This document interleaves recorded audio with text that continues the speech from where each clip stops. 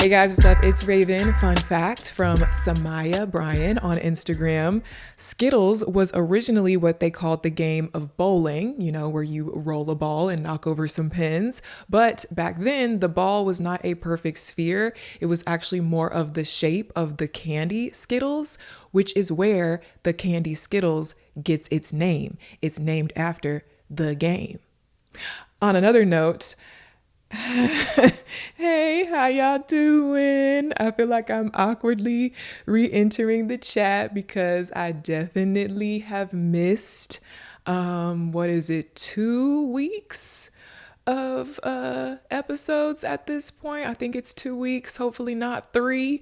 I'm trying to get caught back up. I've been seeing y'all's comments and messages. Well, let me rewind because it's been more than just the podcast that I've been missing. Yes, we missed 2 episodes of the podcast, but I also have not been uploading on my main YouTube channel. And I also haven't been posting really anything anywhere. It's been a minute. If you look at my Instagram, my TikTok, everything, honestly, you may or may not have noticed that I took a little bit of a hiatus, a little bit of an unannounced break, if you will. Now, here's the thing. Historically, in years past, I have taken a bit of a break in January.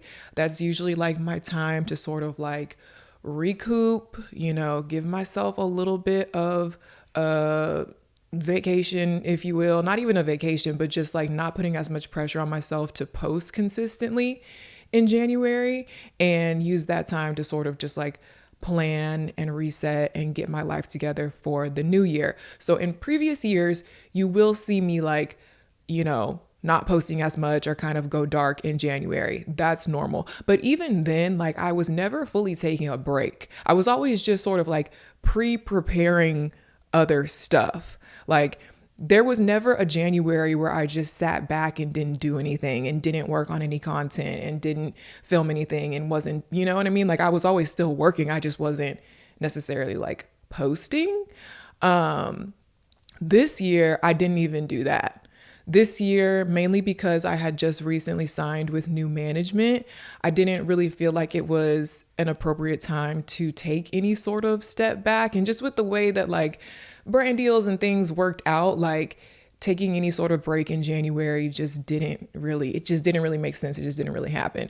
So I kind of like pushed straight through from, all the hoopla in December, because Christmas is like my Super Bowl when it comes to my content, the type of stuff that I'm doing at my big Christmas party and stuff like that. Like it's a lot going on. It's very strenuous in December. And so I kind of just pushed straight through that and then kind of kept going through January. For the most part, I had a couple of like things that I was working on, and then I started to lose steam, I think. And then basically by the time February rolled around, it sort of all caught up to me. I think I definitely should have taken a break in January.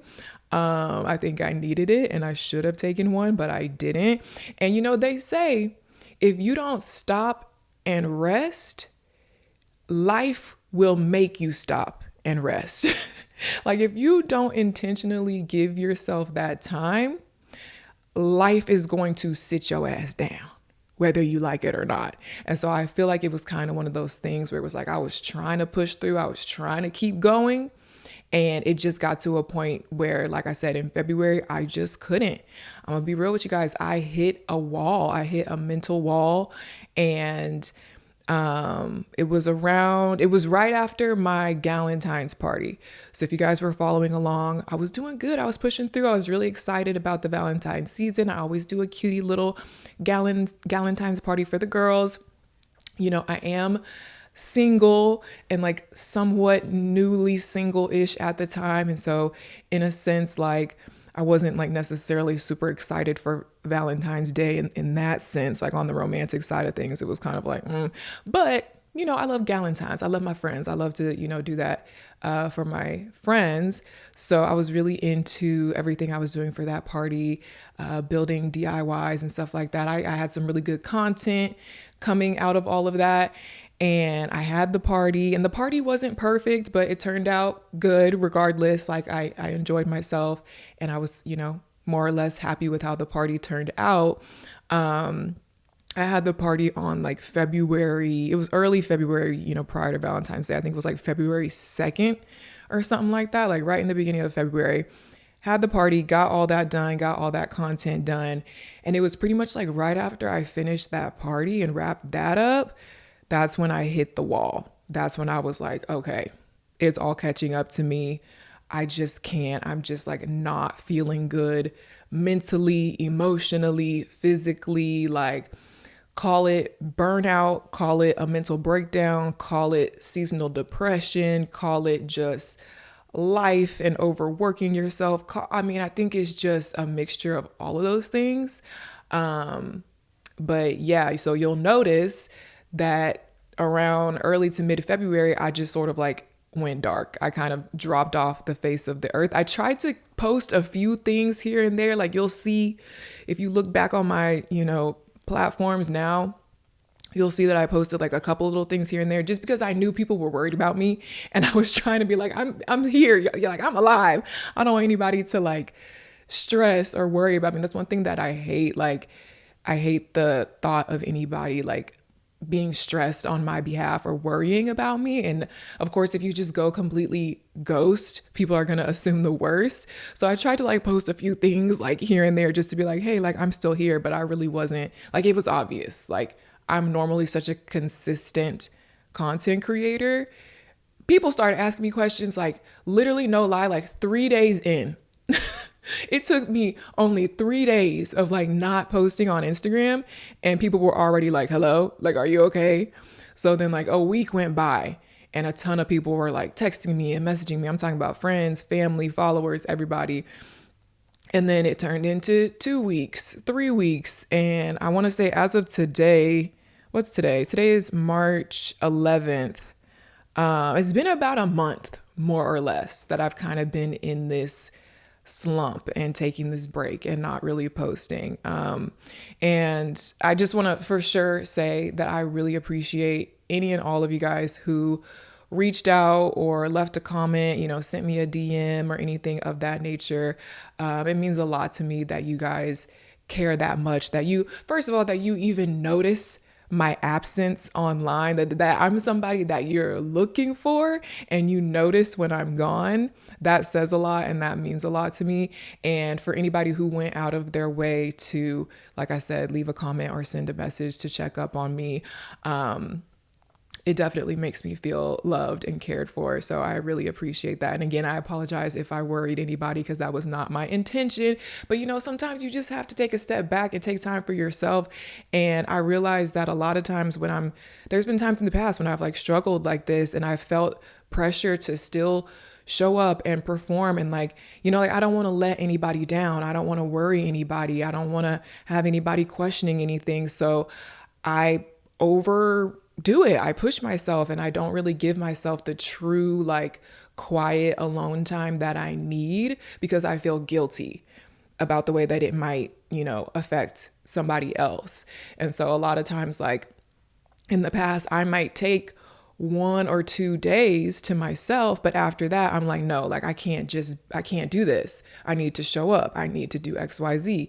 And so this is the first time like ever, like literally ever, that I've actually taken a considerable amount of time off and actually taken a full step back, not posting, not doing anything for more than just a couple days at a time. Like the fact that I actually went for a couple of weeks is really like monumental for me, like really record breaking for me. And you can tell by the way that like people were really freaking out like that, that's not normal for me, but I just think it was super needed. And so what was I doing? What was going on during that time? Long story short, I needed to take some time for my mental health. And I'm here with a pretty big update, something I wanted to share with you guys. I have actually officially, during this break, been prescribed sertraline. aka Zoloft, aka an SSRI antidepressant drug to help with depression and anxiety. Now, backstory. Back in 2015, when I first found out I was pregnant, if you know, you know, traumatic time, dark time. And due to that, I was prescribed something, some sort of antidepressant. I don't even know exactly which one it was. I was prescribed something, but I was pregnant and I didn't feel comfortable taking that drug at the time. So I never took it. I got the prescription, I had the pills, but I never took a single one. And that was my only experience being prescribed anything for depression or anxiety. I've been struggling with depression and anxiety pretty much all my life. If you know, you know. But that was my only time back then actually like going forward with being prescribed something, and then I didn't even take it. So I've been raw dogging. I have been raw dogging my depression and anxiety for my whole entire life. Now, I could go on a whole tangent about why, like why did it take me so long to actually start taking medication? It's really neither here nor there at this point. But part of this break that I just took, it pushed me to finally just say, you know what? This is something I really need to try once and for all. This is something I really, really probably need to try. It may work, it may not work, but it's something that's worth trying, right? So, spoke to a doctor, got the prescription. It really was not a difficult process. For anybody out there, I do want to say this, for anybody out there who is struggling and is nervous about maybe speaking to a doctor or trying to get a prescription, I just want to assure you that, at least in my case, it really wasn't a scary, difficult thing. You can talk to just a regular PCP, primary care physician. Now, first of all, disclaimer, let me rewind. Huge disclaimer. Obviously, I am not a medical professional. So I am not giving you straight up medical advice. Please, please consult a professional about all of this, obviously. But just to kind of give you from my personal experience, I was able to talk to just a regular PCP, regular primary care physician, explain in general terms what I'm dealing with. She asked me a few questions about how I'm feeling and how it's affecting my life. And then she was like, yep, sounds like you could benefit from taking this antidepressant drug. So let me prescribe you this. We'll start it at a very low dose. We'll work our way up. We'll, adjust it as needed, and we'll go from there. It was actually a virtual appointment, so I didn't even have to go in person, which was even better. So for anybody out there who's in a similar position, I just wanted to maybe kind of encourage you in that way, because I know it can kind of be scary. So I did that, got the prescription. I have officially been taking it for about 2.5 weeks now. And I started on a really low dose, like the lowest dose that there is. And I'm kind of slowly working my way up. I actually took some notes because I wanted to be accurate with explaining this. So I'm on sertraline, aka Zoloft. Sertraline is an effective medication for managing anxiety and depression, but it can take several weeks to show full benefits. Common side effects include nausea, insomnia, dizziness, fatigue, but these often improve after the first few weeks of taking it. Sertraline is an SSRI. An SSRI is basically a type of antidepressant drug that inhibits the reabsorption of serotonin by neurons. So it increases the availability of serotonin as a neurotransmitter. So serotonin basically is a hormone that plays a crucial role in various bodily functions. It's sort of like known as like the feel-good hormone. And so taking an SSRI helps you have more serotonin in your body, helps you have more of that feel-good hormone. It contributes to feelings of happiness, well-being, and contentment, can help with sleep, help with your appetite, learning, memory, social behavior, and even cardiovascular function, regulating your blood pressure and heart rate. So everything in our brain works off of chemicals and hormones and neurotransmitters, all very scientific.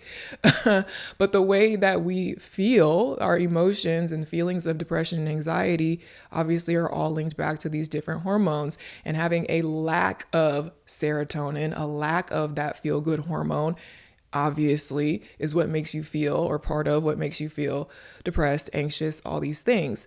So taking this drug, sertraline, this SSRI, it actually, so I guess technically it doesn't produce more serotonin. It prevents the reabsorption. It's like it makes the serotonin last longer in my brain is kind of how I think of it.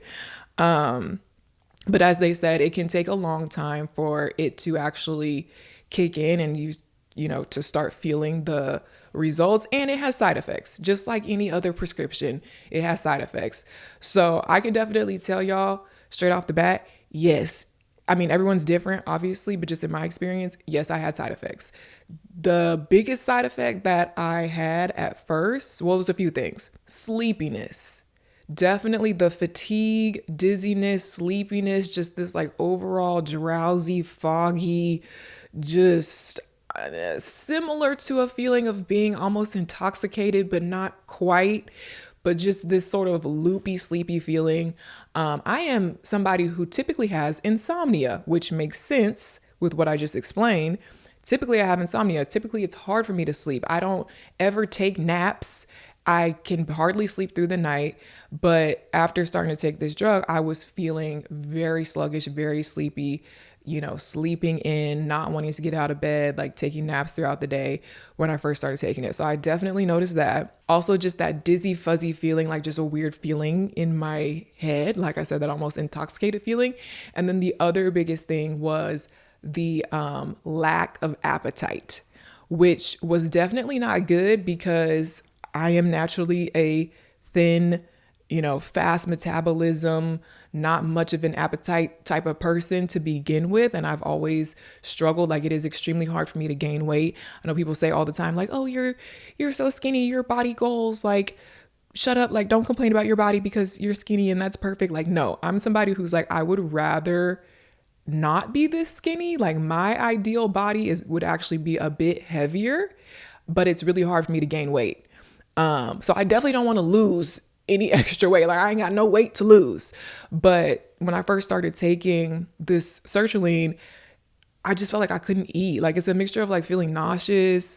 Like, I just had no appetite. And so I went like a whole week straight, where I just like barely was eating.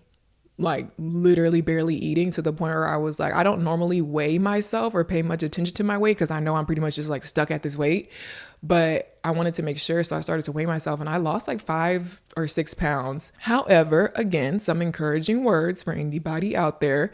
I don't want to make this sound all bad and all horrible, because I can say now that I'm like 2.5 weeks in, and if my body has had some time to adjust, I don't feel those extreme feelings of dizziness and fatigue and sleepiness. And I've gotten my appetite back probably at least 80-90%, if not all the way. Like, I wouldn't say that I, don't feel any of the side effects anymore at all, but they've definitely calmed down a lot. So I think it's just one of those things, like when you first start taking something, and that's what they say, like when you look it up, you're going to feel those side effects, but they will like subside over time as your body just sort of like adjusts to it. Now, I have a follow-up appointment with my doctor to see about like my dosaging and everything like that. I am assuming that I am going to have to increase my dosage because I'm still at a pretty low dosage right now. I'm assuming that I'm going to end up increasing my dosage. And when I do that, that'll probably like cause me to have another like influx of side effects. I'm just guessing. So I'm like already kind of mentally prepared for that sort of like the way it's probably going to like ebb and flow, have its ebbs and flows, as you sort of just find the right dosage and your body just gets used to it and stuff like that. So that's my update. And that's a pretty big update for me because, like I said, I was never the one to take medication. I don't know. It's hard to explain. It's not that I was like against it, but I guess I was, I don't know. it's hard to explain. I feel like there's probably people out there who like, you get it. You know what I mean? It's something about taking an antidepressant drug that is sort of not something you're just jumping for joy to just immediately go do, for several reasons, but they exist for a reason. And just like any other, disease or ailment, any other thing that somebody might be dealing with that they need a prescription to manage, mental health can be the same way. You know what I mean? These are hormones and chemicals in the brain that need to be regulated. And if your body can't naturally do it on its own, then yeah, there's nothing wrong with taking a prescription drug to help your body do what it needs to do to stay healthy, right? So that's just the way I'm thinking of it now. As of right now, I feel good about my decision. I'm definitely feeling better in terms of like all those side effects. I was not feeling good, y'all. I ain't gonna lie to you. When I first started taking it, I did not feel good. It was not a happy time at all. But I am feeling better now. And I'm kind of just on this journey, because it's not just like, you don't just take pop these pills and then you're cured and then life is perfect. Obviously, that's not how it works. That's not what I was expecting. It's just sort of a stepping stone in the right direction. It's part of the process, part of the journey. But I definitely have a lot more. There are more elements to my mental health journey and my overall health in general. Because honestly, like, I'm not the healthiest person in any way, shape, or form. You know what I mean? I definitely need to get it together in more ways than one. And so I'm just really, that's what I've been doing while I've been taking this break, is tapping into those things and trying to really make more of a conscious effort to get on track when it comes to my overall health and the way that it affects my mental health. Another thing on that note, I have to get a root canal, I think. And I'm so scared. Y'all have to tell me in the comments if you ever had a root canal. Actually, don't tell me. If you have a horror story, don't tell me. But if you can sort of say something positive to ease my fears, then tell me in the comments. Because another thing that I was dealing with during this break is I had a tooth, my back tooth was bothering me. I figured I had a cavity or something. And I went to the dentist to get it checked out. They're like, you need a crown because you already have a filling in this tooth. And so we can't do another filling. So we need to do a crown, whatever. I don't know. It was a whole bunch of hoopla. Not a good experience. Now I went to a new dentist. Because somehow with my old dentist, long story short, I had to go to a fresh new dentist. It was not a good experience. I'm not even going to bore y'all with the story, but a whole bunch of shit went wrong.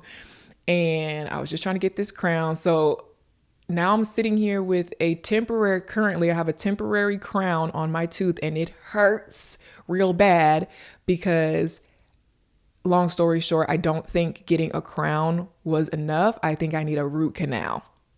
So I have a temporary crown, but now they're telling me, oh, probably not a crown. Probably you need a whole root canal. So they're sending me to a specialist to see about the root canal.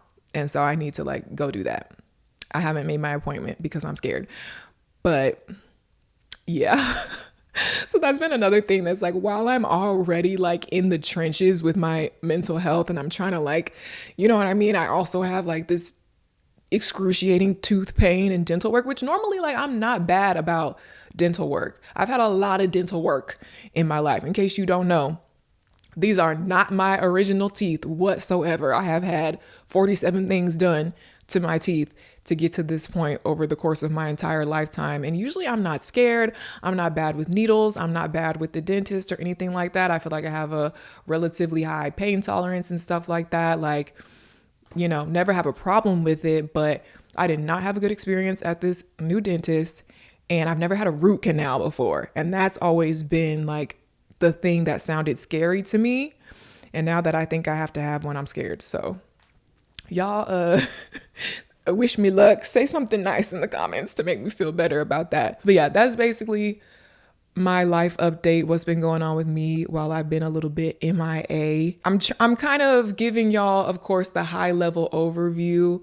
I still have boundaries at the end of the day. I love to be real and raw and personal with you guys and, tell you guys what's really going on with me. Cause I think obviously in a lot of ways it can help other people who are dealing with the same thing. But at the same time, like certain things are so personal, and honestly, like I barely have a handle on it in the first place to even understand it myself, let alone try to explain it to you guys.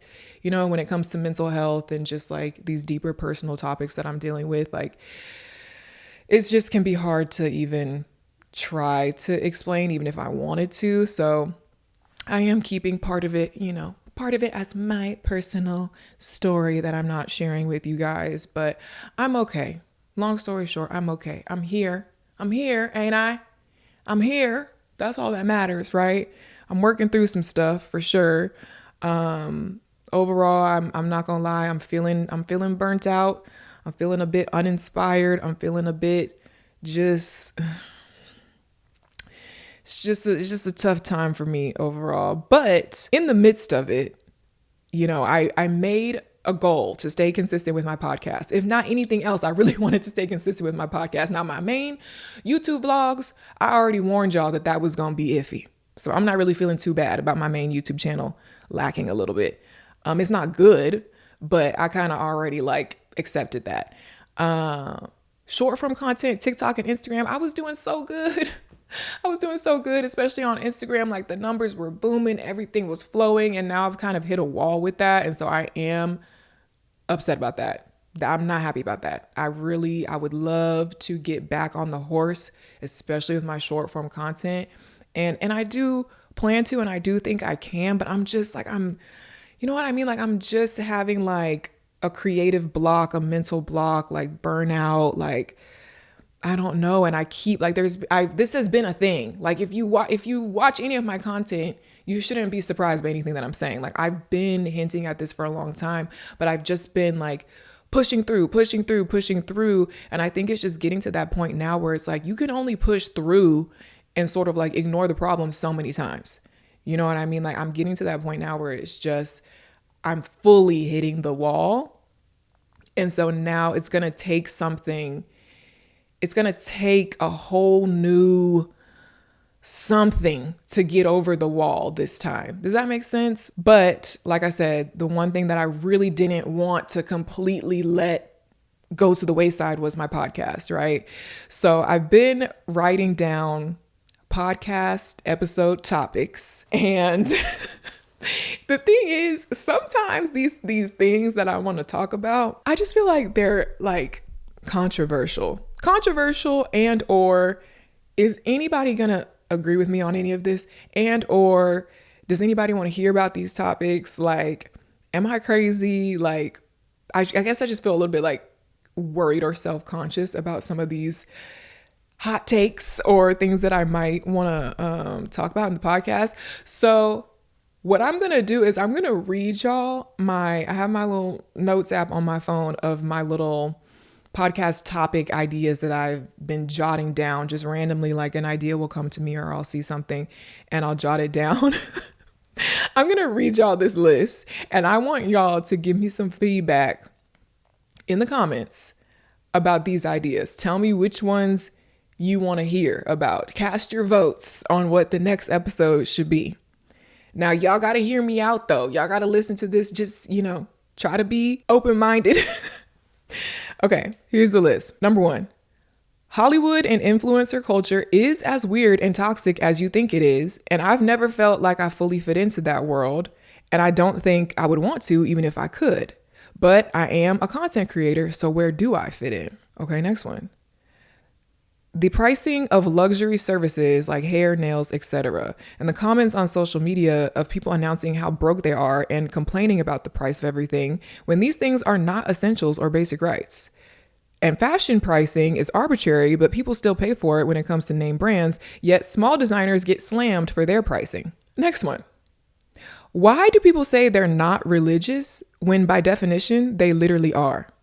There is little to no difference between the scary cults that we all agree are bad and most, if not all, organized religions. So is something like Christianity technically a cult? Either way, the basic concept of man-made religion is very sinister to me, and I don't think I will ever get over it. Next, why are we afraid to admit the real reason why we do things? Such as shaving our body hair, wearing makeup, getting plastic surgery, adhering to a certain religion, etc. If doing something like that helps you assimilate into society and makes life easier, then you shouldn't have to be ashamed of doing it. We are all just trying to survive. The rise of technology and social media has changed relationships. With the internet, information and knowledge travels at unprecedented rates, so people are learning, discovering, and therefore changing at a faster rate. As people change, their relationships may fall apart, causing more relationships to fall apart more often. The world is run by capitalism and the patriarchy. Get money, have a family. But what about everything else? The problem with the nuclear family dream is that it creates a lack of true community. Were we made to revolve ourselves so much around having one partner and our kids? What about extended family and friends? Why do so many adults complain about not having friends? Is it because there's too much emphasis on romantic partnership and having children? Last one. Do people actually love Jesus and the gym as much as they say? Or is this just the new trend of virtue signaling? And that's my list that I have so far.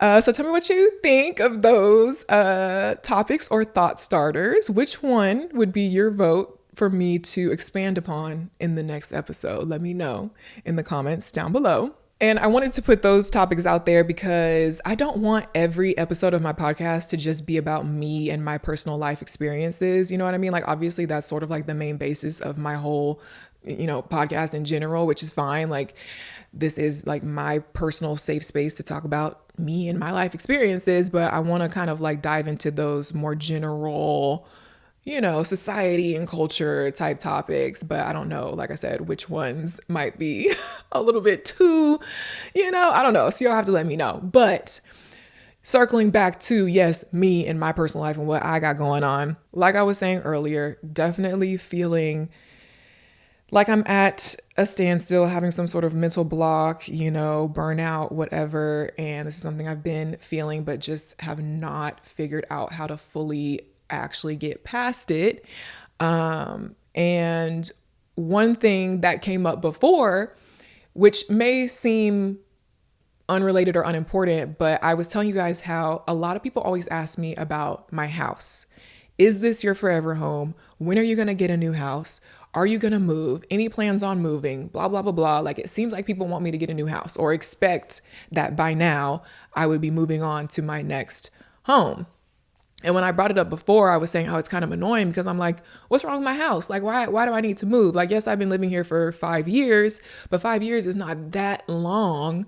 You know what I mean? Like, I built this house, I customized it. I've continued to do a lot of work on it to customize it to my needs.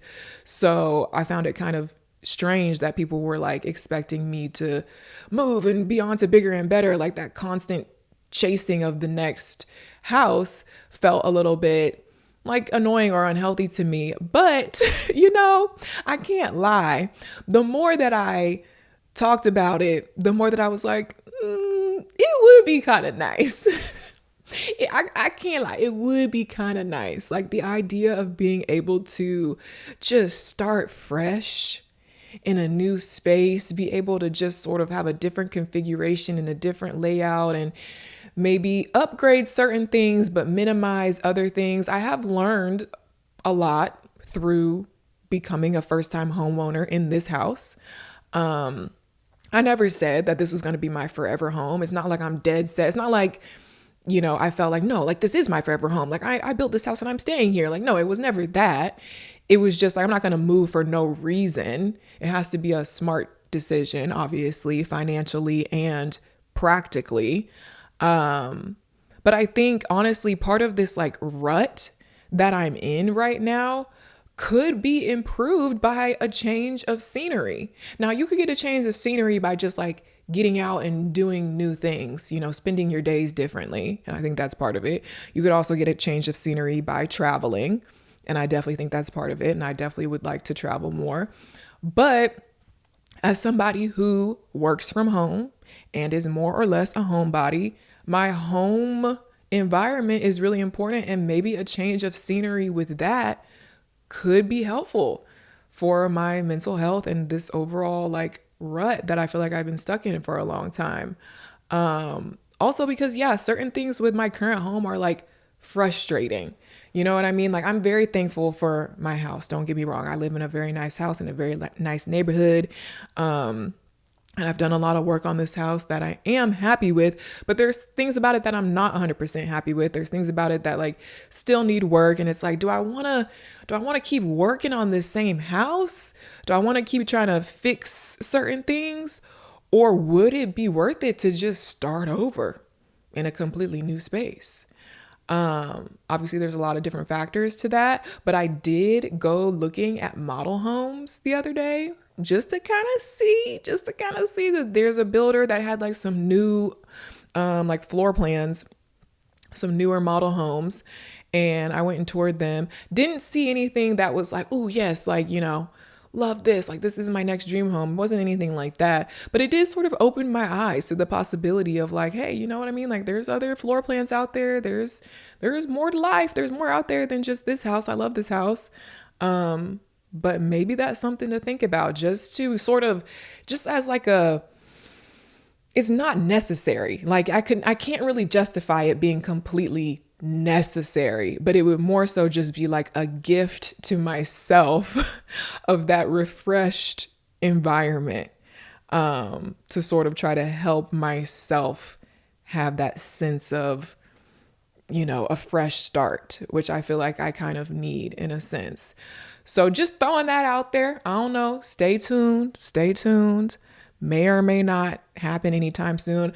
On that same note, you know, I like the idea of starting a new big project. You know what I mean? And when I say starting a new big project, I don't mean just, you know, another room makeover in this house. Been there, done that. Okay, we paint the walls, we build a desk, we do the thing. Like, okay, yeah, that's fine. But that's not what I mean by a big project.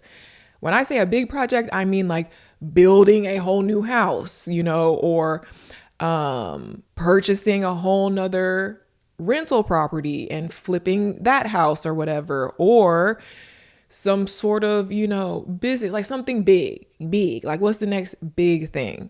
And again, I feel like a broken record because I feel like this has been the thing that I've been stuck on and I just haven't quite figured out what it is. And more as each day goes by that I haven't figured it out, it's bothering me more and more and affecting my mental health more and more, to the point where now I've hit this wall where I've gone MIA for a month, which is unlike me. So I just keep thinking, like, what is this next big thing? Is it building myself a new house? Is it, like I said, investing in another rental property? That's definitely on the table. But one new idea that I haven't told you guys about that I'm actually, like, for the first time, a little bit nervous to like publicize. Normally I don't get worried about like sharing my ideas. Like, people don't like to share their ideas because they think somebody's going to steal their idea and beat them to it, or they feel like, you know, the naysayers are going to give bad energy. Like, people think you should move in silence, you know, don't say anything until it's done because people do whatever sort of superstitions. I'm usually the complete opposite. I actually believe that there's a lot of power in sharing your ideas, talking about your plan, you know, outwardly manifesting things that you're working on, because it puts it out into the universe. It creates like a sense of accountability. Like, you told people you were going to do this, you announced it. So now even more so, you actually have to do it and follow through. And usually I feel like there's more power in people who are on your side and who support you, who can kind of put that positive energy towards whatever you're planning versus like the negative energy that you might be like superstitious of. Anyways, I'm getting off track. Normally, I don't care. Normally, I will tell you what my plans are and I won't be nervous about it. But for some reason with this idea, I do feel nervous to like talk about it. I don't know if it's because, not necessarily that I think somebody's going to steal my idea. I mean, they might, because it's a more like, I don't know why. I just feel sort of like uneasy about talking about it. And I don't know what that means, but I'm going to tell y'all anyway, because I feel like at the end of the day, I still want to. So the idea is a play cafe. What is a play cafe? I didn't know what it was because I don't know. It's not really a thing in my area as far as I'm concerned, but it's basically a mix between an indoor playground for children to come and play and a coffee shop or a cafe.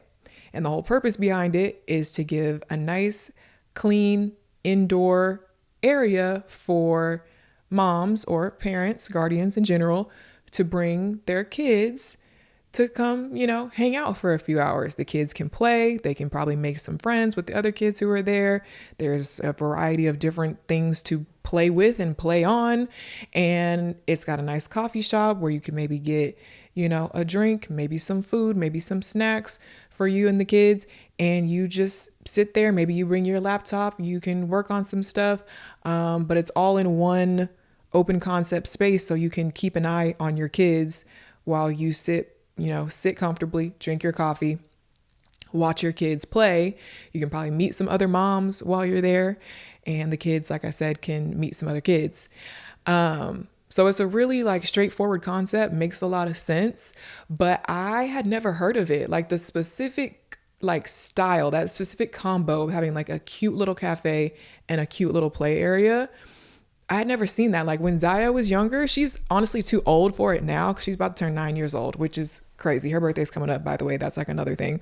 But her being almost 9 years old, she's really kind of too old for this general concept of a play cafe, because most of them that I've seen, they have an age limit of 0 to maybe 8 years old maximum. I've seen some that are 6-year-old cutoff. So it's more for smaller kids. But when Zaya was younger, I never heard about that. I didn't know of any local places that were quite like that. Are there restaurants that have a little jungle gym? Yes. You think of McDonald's or Chick-fil-A and how they have the little indoor playground thingy. That's not the same thing. Cause you know what I mean? I don't necessarily want to eat McDonald's all the time. And the jungle gym is usually nasty and it's blocked off in a separate space that it's just when Zaya was little, I did take her to McDonald's or Chick-fil-A a couple times just to try to have that experience of okay, I can sit down and eat, we can get some food and she can also go play. But it was never a great experience because it's just a fast food joint. It's not quite the vibe, And then there's other restaurants, there's a couple random local restaurants that I know of that have a playground outside. There'll be maybe some outdoor patio seating and then there'll be a playground. But again, it's sort of you sit down, you order your food, you have your food, and then the playground is way over there. And then it's it's not quite the same thing as having it be all in one enclosed space where it's perfectly set up for you to be able to keep an eye on your kids, and serving the right kind of food and drinks that kids and moms like. Of course, it's not just for moms, but it is more so leaning towards the moms versus the dads or anyone else. I'm not going to lie. And so, like I said, I never knew of any place specifically like that. The only other thing that I knew of was a indoor, those indoor trampoline places where it's just a big, huge place with all these slides and trampolines and inflatable bouncy things, and people have their birthday parties there. But it's this big huge place. There's a bazillion kids in there. You have to, if you have a smaller kid, you have to run behind them and chase them around. You cannot really let them go play because it's not set up for that. And it's again just that sort of overwhelming, loud, huge, probably dirty. I hate those places. Kids love to have their birthday party. No shade. I'm sorry. I know some kids recently who just had their birthday party, and I don't mean to shit on your birthday party, but me as a mom, I don't enjoy going to an indoor trampoline, huge facility like that. I know the kids love it. So obviously I'll do it, but that's not my preference. And I definitely didn't take Zaya there very much when she was little. So I just really like the concept of this more low-key, chill, perfectly curated play cafe.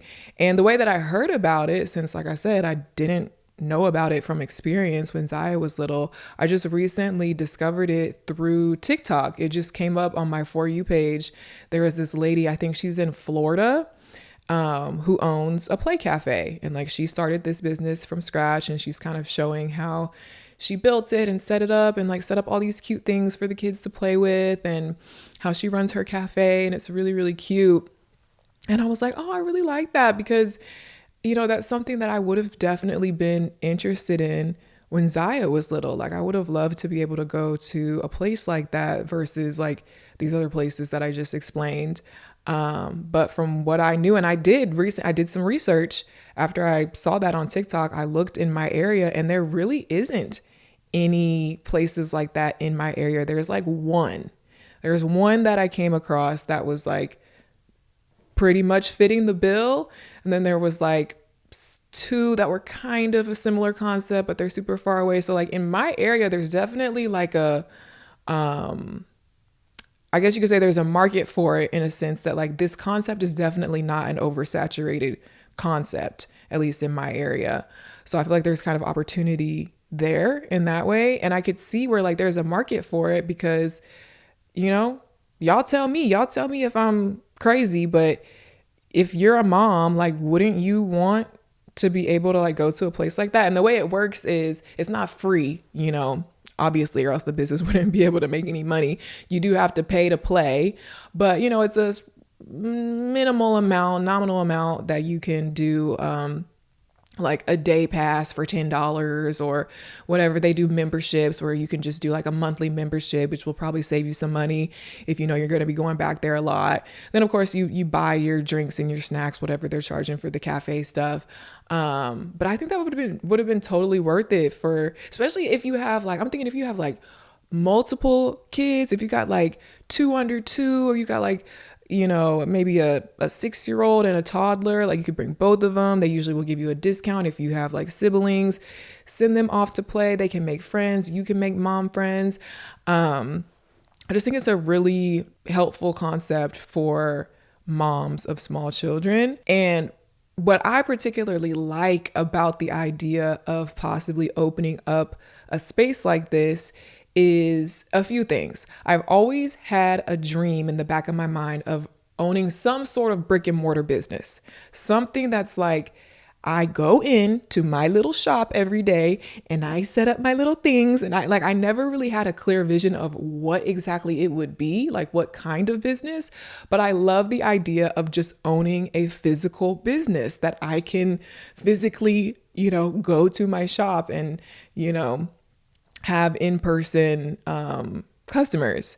And so I like that aspect of it. I also like the aspect of there's a lot of room for fun DIY decor and setups when it comes to the play part of the Play Cafe, because there's just so much you can do when it comes to setting up things for kids. And I love that. Like, y'all know I love DIY. I love anytime that it's like think about the stuff that I do for Zaya's birthday parties, but sort of like taking that and putting that into the concept of like an indoor playground, all the different themes and build outs and just like the world building and the little setups that you can do, and like having the, a mini city where it's like you have your little grocery store, you have your vet, you have your doctor's office, you have your little playhouse, and like all the different, like building that out from scratch, like DIY style, and being able to rotate it and update it because you always want to, offer your customers new things to play with or whatever. And just the overall design of the space in general and the design of the cafe, I think would be really fun. I just did the cafe theme for my Galentine's party, which sort of gave me a little teensy taste of what it would be like to like design or build out a cafe. And to do that like in a real sense, I think would be really fun. And then the other part of it is you'll see a lot of these types of places will offer birthday party packages. So as y'all know, I've been getting really into party planning and everything that goes along with that. And some of my favorite parties to plan are Zaya's birthday parties, or the kids holiday stuff, kids Halloween, the kids stuff, the super fun stuff for Christmas. I haven't done the elegant upscale black tie Christmas because that's boring. I like to do the more kid friendly stuff. I like to do the Grinch and the colorful cartoony stuff because that's what I like. Like that's what's fun for me. Y'all know I love like the pink, kitschy, cutesy stuff, which really lends itself to children, lends itself to like a play cafe type of thing. And I think when it comes to like being a party planner or working with any sort of party planning type stuff, I would more so enjoy doing it for kids than doing it for adults. So if I offered party packages at my play cafe, that would just, obviously fit right in. And that would be another like aspect of the business that I think would make a lot of sense. And then with the cafe part of it, y'all know Chef Tony. We always work together doing the food and drink, the menus for all of my parties that I throw. So we've gotten a little bit of experience when it comes to like, serving people in that sense. And I think like that could be transferred over to a cafe. Now, we don't have no type of restaurant experience. Like, I've never even been a waitress. I've never even worked in a restaurant in my life. I've also never worked in, a daycare or trampoline. Like, I don't have hands-on business experience with anything of this sort. So that's the part that really makes me nervous and seems like just very overwhelming, uncharted territory. But, I have these other skills and this other experience that I do feel like sort of makes sense with this concept. And then the other thing that I really like about it is the community aspect. I love the idea of providing a safe space for moms, yes, parents in general, but yes, moms, to come together, meet other moms, make mom friends, create those connections, allow for the kids to make friends. Like, that is something that is so important to me and has become such a big part of like my life and who I am recently, like community and making friends and introducing friends to other friends. I just did, was that my last podcast episode or the one before that, when I was talking about friendships and how I made my friends and how I introduced the friends to the other friends through hosting and stuff like that. That's something that's really important to me, and it's something that I see a need for. I hear people talk all the time. It's so hard to make friends as an adult, specifically as a mom, specifically as a new mom with small kids. So creating a space where that is at the forefront, I think would be really fulfilling for me. And there's opportunity to host specific events, like have special events at the Play Cafe where it's like, okay, so today we're doing this moms event where we're going to have the moms come and do like a paint and sip as like, a community building event for the moms, or even like charitable, certain things for charity or fundraisers relating to, motherhood and children and things like that. Like, I just feel like there's a lot you could do within the community aspect of it as well. Just specifically, targeting moms and sort of that specific demographic of like young moms of young kids in my area, because I relate to that. And I think when it comes to starting a business of any kind, whether it's, an establishment like this or whether it's a product that you're going to be selling or whatever, I think your biggest key to success is going to be like, what problem are you solving? That's like the first question you have to ask yourself, I would say, with starting a business. What problem are you solving? And the best way to find a problem that needs solving is to ask yourself, what problem do I personally need solving? Or did my past self maybe need solving? And so I think of my past self. I think of when I was, starting my motherhood journey. Again, I would have loved a place like this to go and make friends and do, go to like the special events and have Zaya's birthday party there and stuff like that. And so it means something to me in that sense, in a different way than, there's a reason why I haven't started a clothing line or just started a regular party planning company, because it's like, I don't have as much of a pull to it or as much passion or as much of a, that feeling, that emotional feeling behind it to really make me want to do it. Versus with this idea, I feel like, okay, this has a little bit more grit to it, if that makes sense. So yeah, that's something I've just barely been thinking about this, y'all. I saw that TikTok while I've been on this break. I started, doing research, looking into it, just barely. Like, I've made no progress with this, so I don't want to make it sound like this is something I'm definitely doing and whatever, coming soon. Like, no, like, this is just an idea. It's something that just like came to me. It's something I've been allowing myself to consider during this break that I've been taking.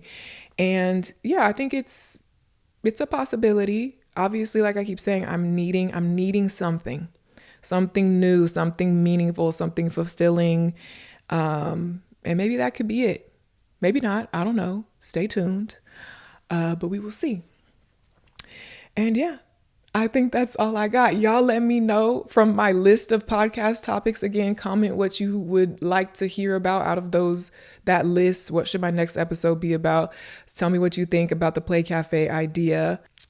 Make sure you're following the Raven Elyse podcast Instagram account. I think I found a way to do the voicemail call-in thing. I know I've been saying that for however long now, but I think I finally figured out. So for real, make sure you're following the Instagram account because I want to start doing the voicemail thing. And I think I finally figured it out. So stay tuned for that. And I will talk to you guys later. I promise I'm not going to go ghost again. Bye.